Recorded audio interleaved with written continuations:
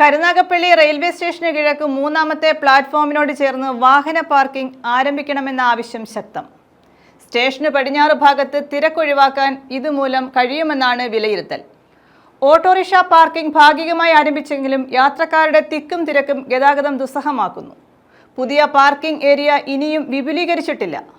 ദീർഘദൂര ട്രെയിനുകൾക്ക് സ്റ്റോപ്പ് അനുവദിക്കണമെന്ന ആവശ്യത്തിനും ഏറെ പഴക്കമുണ്ട്.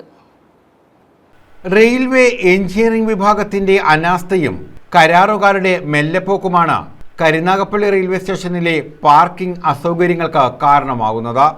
റെയിൽവേ അധികൃതർ അനാസ്ഥ വെടിഞ്ഞ് വികസന പ്രവർത്തനങ്ങൾ ത്വരിതപ്പെടുത്തണമെന്ന ആവശ്യവുമായി റെയിൽവേ ആക്ഷൻ കൗൺസിലും രംഗത്തെത്തി.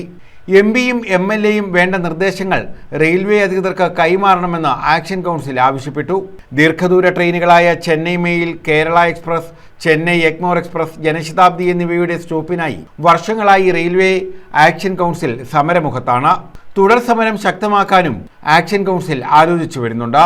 പാർക്കിംഗ് സൗകര്യത്തിലെ അപര്യാപ്തതയും ദീർഘദൂര ട്രെയിനുകളുടെ ആവശ്യകതയും കരുനാഗപ്പള്ളി റെയിൽവേ സ്റ്റേഷന്റെ വികസനത്തിന് ആക്കം കൂട്ടും.